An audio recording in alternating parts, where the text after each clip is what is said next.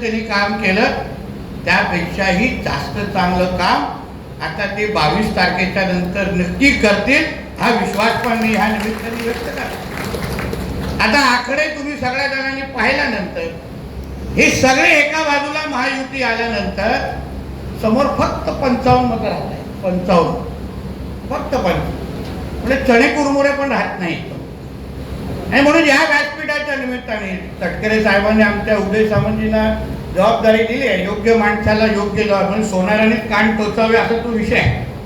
पण तरी मी या व्यासपीठाच्या निमित्ताने जे काय हे उमेदवार महाविकास आघाडीचे बाळ माने उभे आहेत त्यांना मी तुमच्याच माध्यमातून आवाहन करतो, उगाच कशाला उन्हात तानामध्ये त्रास घेता, काही होणार नाही, आमच्यामध्ये फुटण्याचा प्रश्न नाही, तुमचे 55 सांभाळता सांभाळता तुमचा घाम निघेल, त्यापेक्षा 4 तारीख आहे, आपल्याला विचार करा, चांगल्या खेळीमेळीच्या वातावरणामध्ये आपण ही निवडणूक घेऊन जाऊ, काय होत नाही त्याच्यामध्ये। आणि मग 22 तारखेनंतर आम्ही लोक आहोतच, मी आहे, उदयजी आहे, आदितीताई आहे, काही कामं विमा असतील तर आम्ही लोक आहोतच, पुढे पाहतोय। स्वतःची काळजी घ्या, नेहमी निवडणूक लढवण्याची PhD करायची नाही, लढायची, पडायची, परत उभं राहायचं, परत पडायचं, बरोबर वाटत नाही माने साहेब। ऐकत असाल, मला माहिती आहे आमची प्रत्येक सभा तुम्ही बघता म्हणून बोलतोय। आणि म्हणून या निमित्ताने त्यांनाही आवाहन करीत, तटकरे साहेबांना पण पुरं राज्य फिरायचं आहे, आमचे उदय सामंत साहेब काय फक्त रत्नागिरीपर्यंत सीमित नाही, तेही शिवसेनेचे म्हणून पुरं राज्य फिरणार आहेत। आणि म्हणून ह्या कोकणच्या ह्या निवडणुकीच्या निमित्ताने निवडणूक झाली नाही तर अतिउत्तम, चांगल्या वातावरणामध्ये, खेळीमेळीच्या वातावरणामध्ये जे आमचे तटकरे साहेब बोलले की 22 तारखेला आपण इथे एकत्र जमू, तर 5 तारखेला पण जमण्याची तयारी ठेवा, 4 तारखेला फॉर्म मागे घेतल्यानंतर दोन्ही टायमाचे फटाके घेऊन ठेवा, फक्त 4 ते 22 ला वाढू नका। म्हणून या निमित्ताने मी सगळ्या जणांना, आपल्या कार्यकर्त्यांना आणि आपल्या सगळ्या सहकार्यांना सांगतो, ही निवडणूक ही आपल्या कोकणाच्या दृष्टिकोनातून अत्यंत महत्त्वाची आहे।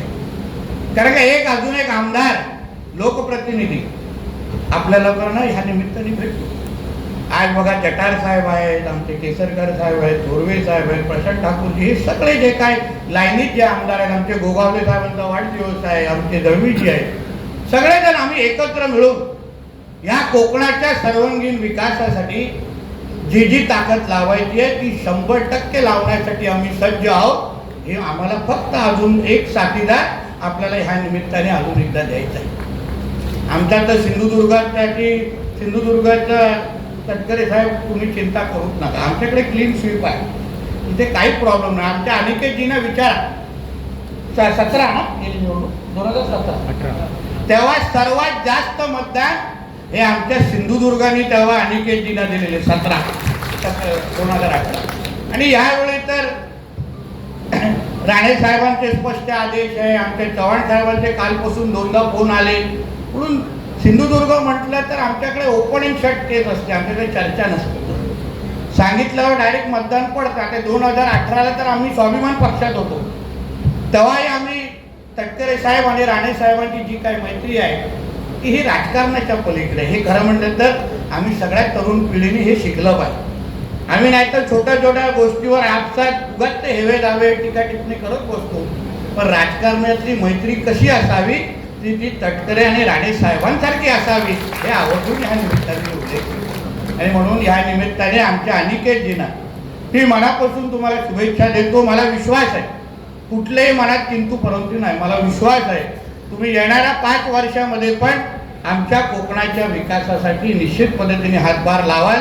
आणि जे काही निधीमध्ये तुम्ही आत्तापर्यंत कधीही भारतीय जनता पक्षाला डावललं नाही, तसंच तुम्ही येणाऱ्या कालावधीमध्ये पण भारतीय जनता पक्षाला ताकद द्याल, हा विश्वास या निमित्ताने व्यक्त करतो। इथेच थांबतो।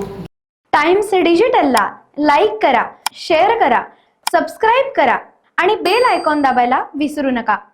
Times digital.